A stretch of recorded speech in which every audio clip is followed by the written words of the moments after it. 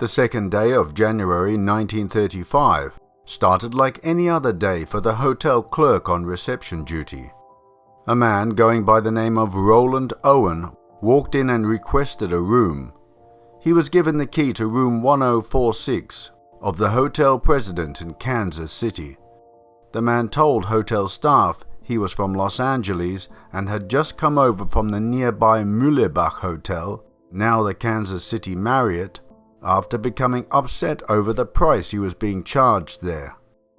He brought with him only a few belongings, a hairbrush, a comb and toothpaste, and no luggage. When interviewed later, hotel employees said they estimated the man was between 20 to 25 years old, while some others thought he was as old as 35.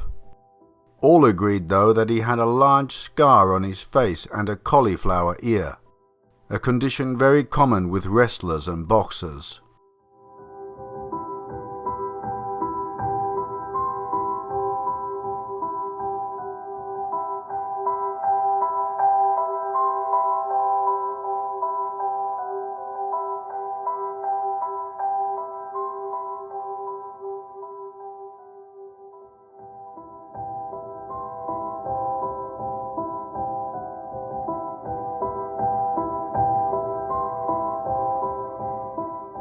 After placing his comb, brush and toothpaste on the side table, Roland followed bellboy Randolph Probst back out of the room. Randolph locked the door for him and gave him the key, then watched with curiosity as Roland walked out of the hotel and into the city. Hotel staff said Roland Owen was a strange guest. He kept the shades drawn almost all the time and seemed very nervous when hotel staff came into the room. A day after he arrived at the hotel, a maid said she was cleaning his room when he answered the phone, and she later recalled that she overheard him saying, "No, Don, I don't want to eat. I'm not hungry. I've just had breakfast. No, I'm not hungry."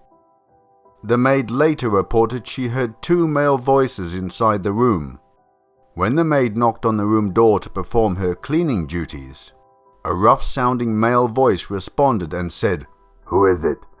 To which she explained she was bringing towels. The voice said, "We don't need any," even though the room hadn't been cleaned at this stage and there wasn't any towels in the room.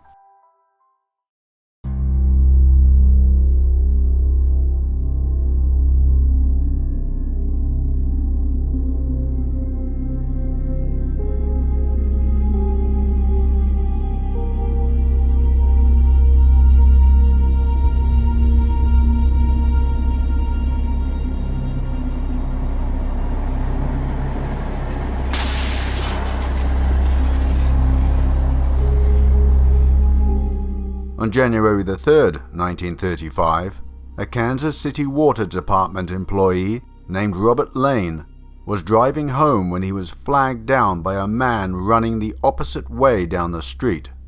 The night was cold, but the man had no coat and wore only a vest. Lane noticed he had a large cut on his arm that he was holding to stop the blood, and when he asked about it, the hitchhiker replied he'd kill the person who did it. Mr. Lane dropped him off at a taxi rank, but it wasn't until he read the press stories that his memory was jolted. 3 months later, when the funeral of the mystery murder victim was held, Lane went to view the body and saw a cut on the dead man's arms that looked remarkably similar to the cut on the man who had climbed into his vehicle.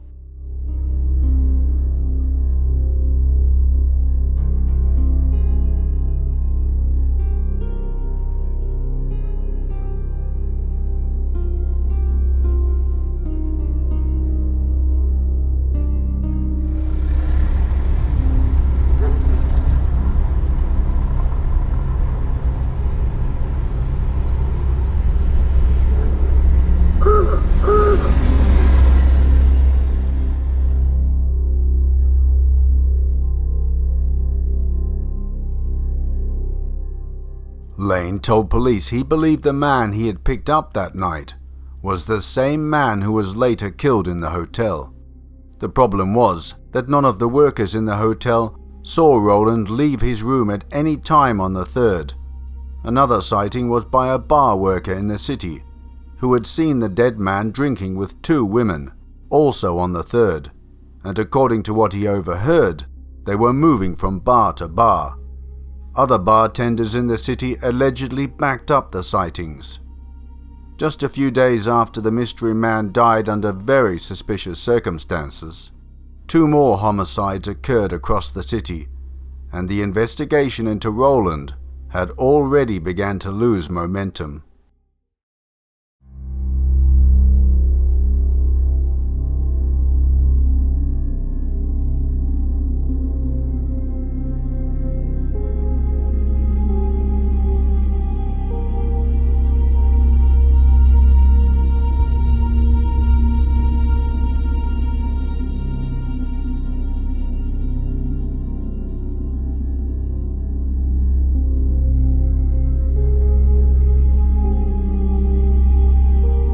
Though Roland's behavior struck the President Hotel staff as somewhat peculiar, they didn't give it too much thought.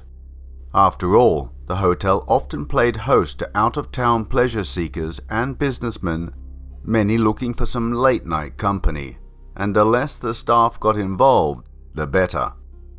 Another maid said she came to clean room 1046 and, finding it locked, used a pass key to enter. She found the occupant sitting silently in the dark. The room had been locked from the outside, and Owen said he had misplaced his key. He didn't offer an explanation as to who could have locked him inside the room.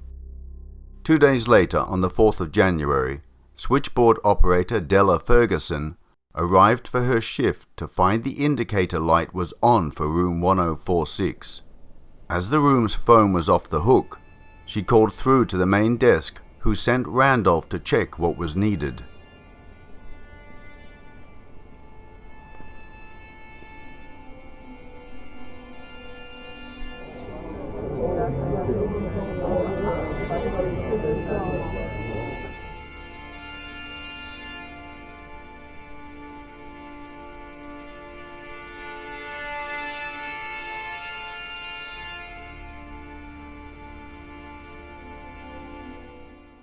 When the clerk arrived at the room, the Do Not Disturb sign was hanging on the door's handle.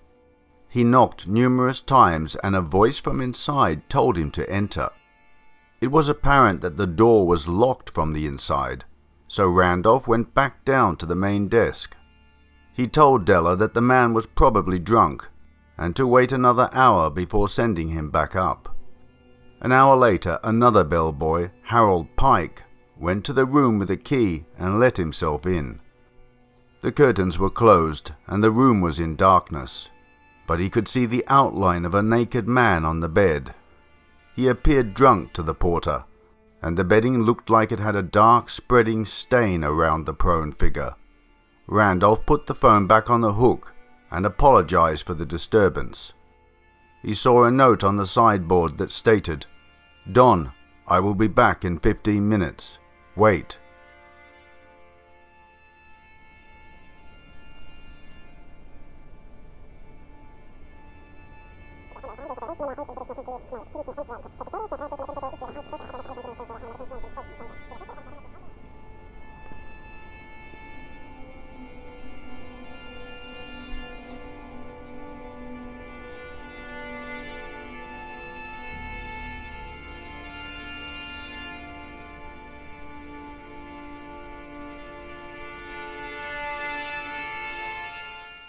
Another hour passed, and Della saw the phone was off the hook again. This time Randolph went back upstairs to the room and knocked before letting himself in with a key. Inside, Roland was sitting curled in the corner of the room, his head in his hands. Randolph turned the light on and recoiled in shock. The victim was drenched in blood. The walls and ceiling of the main room were liberally sprayed with it also. Same story in the bathroom. Randolph ran back downstairs to raise the alarm. The assistant manager and another hotel worker managed to sit Roland on the side of the bathtub. When they saw his injuries, They immediately called the police.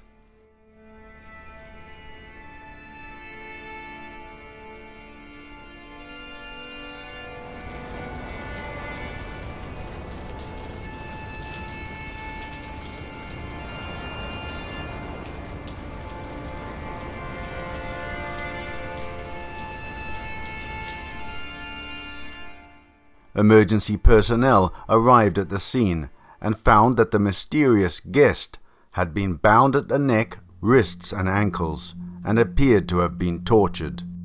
He had a fractured skull and had been stabbed multiple times in the chest, with 2 wounds having punctured his lung and 1 barely missing his heart. His wrists and ankles had been tied with electrical cord, with another length of cord around his neck. Doctors on the scene concluded that the injuries were at least 6 to 7 hours old. There were no clothes to be found in the room, and the only clues were an unlit cigarette and 4 fingerprints that were thought to have come from a woman.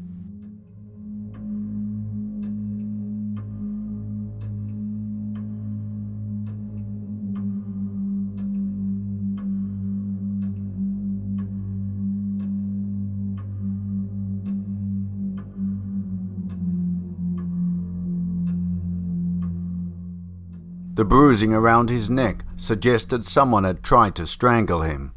The skull fracture was from being hit over the head multiple times with a blunt object. They cut him free from the cords and helped him onto the bed. When asked by a doctor who had done this to him, he answered with a confident nobody. As he began to lose consciousness from the blood loss, he said he had fallen and hit his head on the bathtub. The doctor then asked if he had been trying to kill himself, and Roland responded decidedly with a no. Several moments after this utterance, he lost consciousness. He was taken to a nearby hospital, but was already in a comatose state on arrival. Shortly before midnight on the 5th of January, Roland, the strange guest of the hotel president, died of his injuries. Suicide was still touted as a cause of death, despite the coroner saying otherwise. Also, no knives were found in the room. The only other items they found were 2 hotel drink glasses. One had been chipped and left in the sink, a hairpin, 1 unsmoked cigarette, and a full bottle of diluted sulfuric acid.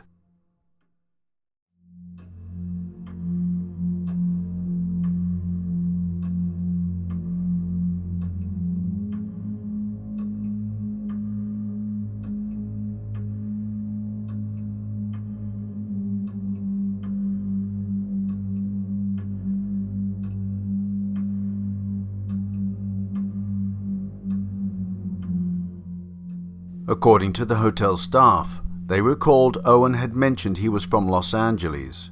However, LA authorities were unable to find any records of a Roland T. Owen. This information naturally brought up the question whether that was really the victim's name. Police then began to investigate the mysterious man whom Owen had referred to as Don several times at the hotel. However, with only that as a lead, once again police inquiries came to a dead end. After the announcement of the burial, which was to be in a pauper's grave, the funeral home received an anonymous call stating that a proper funeral was to be given and that the caller would meet all costs. They were also specific about ordering 13 American Beauty roses to be sent to Roland Owen's funeral. "I'm doing this for my sister. I'll send you a $5 bill, special delivery," the caller said. On March the 23rd, 1935, money bundled into a newspaper was sent to the funeral home, also anonymously. The funeral roses had a card attached that said, "Love forever, Louise."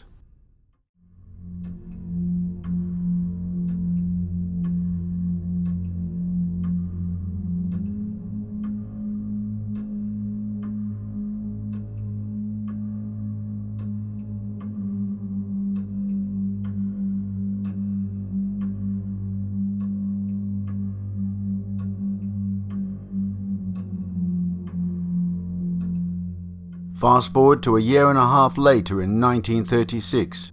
A friend of Ruby Ogletree found an American weekly piece on Owen's case.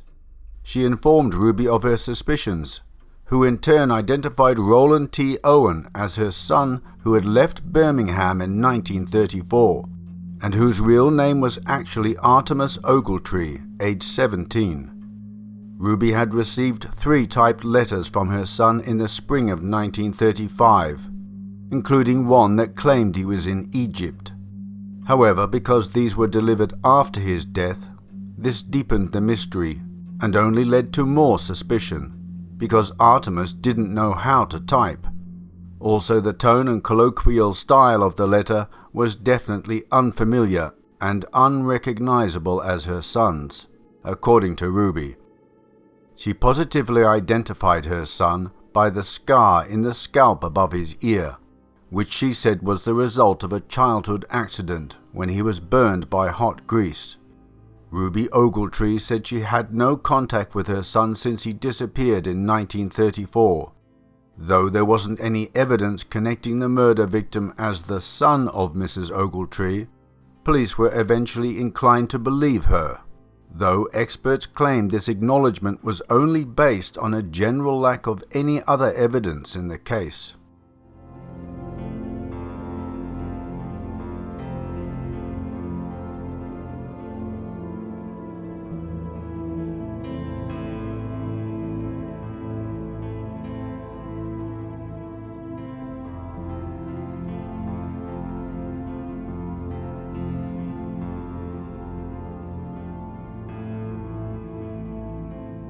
The police continued to follow any leads that might give them vital clues to solving this case.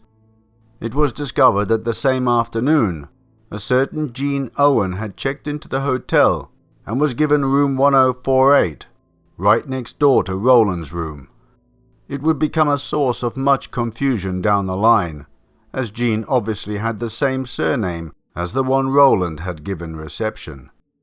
That evening, a male friend visited her and stayed for approximately 2 hours, before leaving at around 11 p.m. She later claimed she heard male and female voices, shouting and swearing at each other, but couldn't pinpoint exactly what room they were coming from.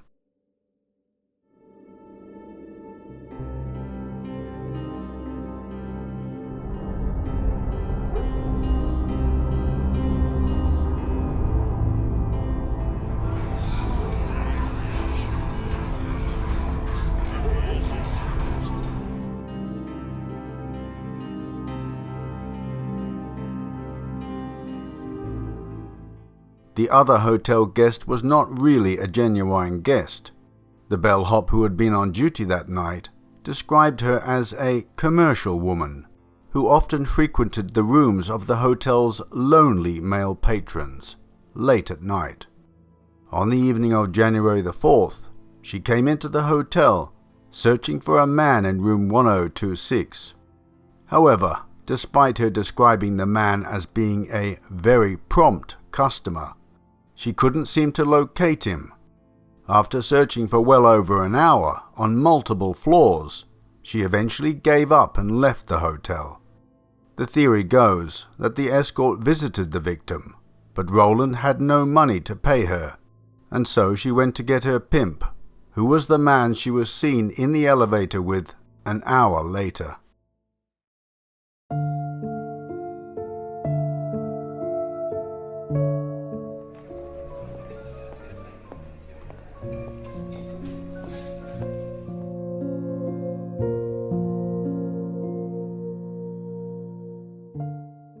The same night that Gene heard the arguing voices in a room nearby, elevator operator Charles Blocker had started his shift.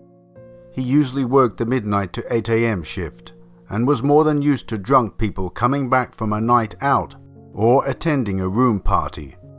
He confirmed Gene's statement to police that a loud party was taking place in one of the rooms, but it was not within his job description to tell the offending guests to keep the noise down. He nevertheless felt guilty taking new guests to their allotted rooms on the 10th floor, where it had become unacceptably loud.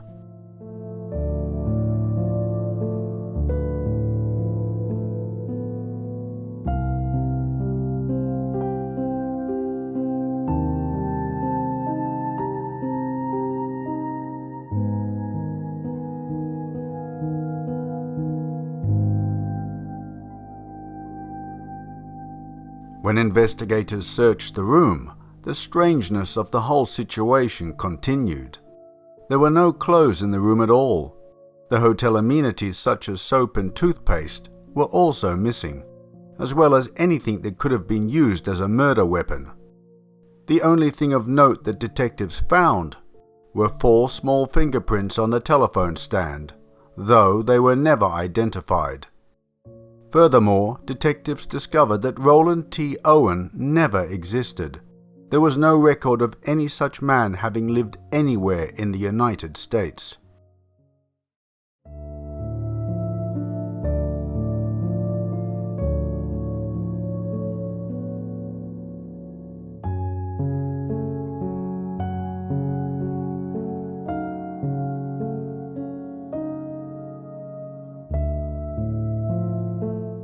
They reached out to the public to come forward with any information they had, and if they recognized the murder victim from the published photos. Investigators received numerous phone calls and tips. One person said the man would finally be buried next to his sister. Another claimed the man had been married at the time and that he had had an affair, this being the reason he was killed. The caller had arranged 2 women and himself to visit him at the hotel, to dish out the justice that cheaters deserve.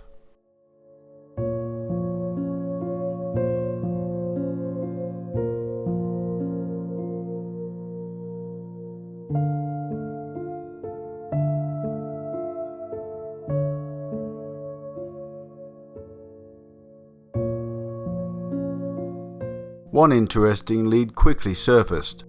The neighboring hotel that Owen had complained about the high prices contacted police claiming that a man matching the description had stayed at the hotel on January the 1st. He had checked in under the name of Eugene K. Scott. However, upon further investigation, the police reached the same dead end they had with Roland T. Owen. No man named Eugene K. Scott had any record of ever existing. To this day, the case remains unsolved, opened from time to time by the Kansas police if new pieces of evidence unfold. For the time being, however, it seems that the mystery of Room 1046 may never truly be solved. Due to the lack of solid evidence or suspects, a myriad of theories have since arisen. The most popular belief was that he was involved in organized crime, while others suggest he was killed by a jilted lover. Over the years, various letters and phone calls have been received by the Kansas City PD, but rather than helping solve the murder, they are simply added to the piles of leads that petered out to nothing.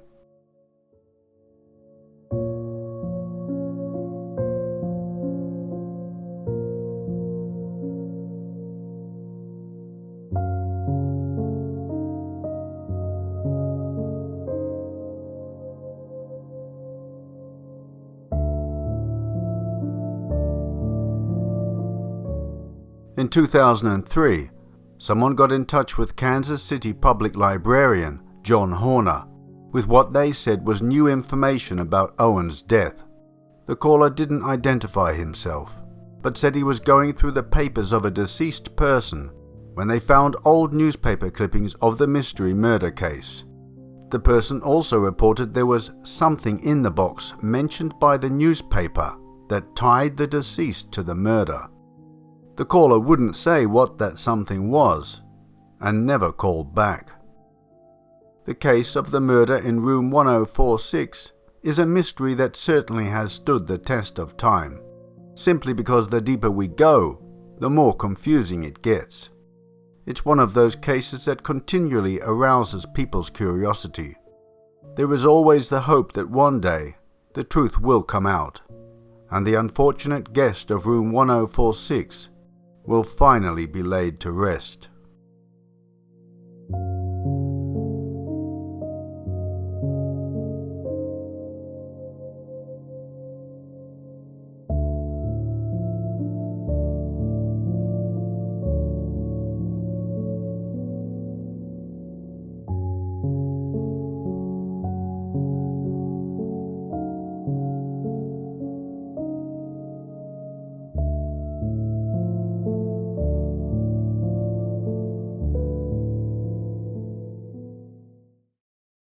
My dear Oddite armchair detectives, whodunit? Whodunit? I don't think we'll ever know. This case is very old now. It will be interesting to discuss the various suggestions as to what happened. Probably some sort of mafia involvement, I would think. The fact that he would not name his killers and wouldn't tell what happened to him. The suggestion that he might have been visited by an escort lady and didn't pay. I mean, that's a bit silly, isn't it? He was in hiding for days, keeping the window shut, and if a pimp did assault him and torture him, and it was a first encounter, then he's most definitely going to tell the police that he was attacked, wouldn't he? I would assume. So I think he has crossed someone, and they have come for retribution. It's possible that he may have got some young lady in his hometown pregnant, and the brother or uncle or father has searched for him across the country and somehow found out where he is. Possible, but I think unlikely. I don't know what the connection is with Louise. Was she a gangster mole? Did she somehow know him from these group of people? We'll never know, but it's more than likely he's double-crossed someone or did something to annoy certain people. And he was in hiding in these various hotels, and they've tracked him down somehow. I mean, the theory about him getting a girl pregnant in his hometown and the brother or the father or both of them coming after him, it doesn't really gel with me, because would they really torture him like that? Bind his wrists? And what did they do to his scalp? I mean, they might beat him up, give him a good beating. But this torture thing, that's like mafia to me. What has he done? What has he done? Has he taken money? Has he been messing around with the head honcho's gal? And that's probably the scenario. Well, I'm thinking along those lines. And about the 13 Roses, I had a look. The general consensus on Google from numerous sites is that 13 Roses means eternal friendship or a secret admirer. Now, if they're red roses, there's love involved. It doesn't necessarily mean a sexual love, but a deep love. So, was it perhaps a slightly delusional woman, or even a man, who has seen the newspaper article, or the numerous newspaper articles about this young lad, and she's just sent this for her own personal reasons? Has it got anything to do with the case? We'll never know. We'll never know. The reason why I put forward that theory is because if they were really involved in this torture murder, would they be putting clues out there? Would they be ringing the undertakers, the funeral parlor, and, sending money for roses that could lead to their whereabouts? Not too sure about that one. It's one of those tantalizing mysteries that cannot and will not be solved. Even that caller at the end. Was that really anything? Was he hoaxing? Didn't ring back. What do you think, my dear Oddites? What is your opinion? Do you have any clues? What does American Beauty roses signify? Is there anything in that I've missed? I'm not American, so I don't know about that, whether there's any significance to American Beauty. Do they symbolize something? Please let me know. Well, I can't think of anything. In the next main presentation, not the middle of the month one or the end of the month, the main presentation at the start of the month, going to be doing one more recent, and the reason is that I do have some slight connection to the case. Not really a connection, but I was absolutely around when it happened, and I do believe I met the victim either several days or a few weeks beforehand. I'm pretty positive it was her, but when I say I was around, I wasn't around when the incident happened. I mean, I was around that area.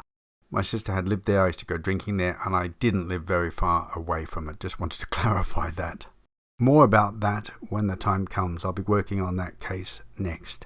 Well, my dears, thank you so much for tuning in. Thank you so much, as always, for your support. And as always, God bless. Take care. Stay safe. And I hope to see you again very soon. God willing. Take care. Bye-bye.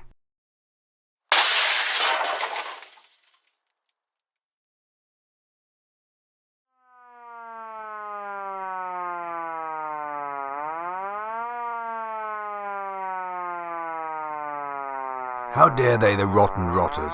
Never mind calling the police, call in the riot squad. Damaging Beau's boutique. Outrageous.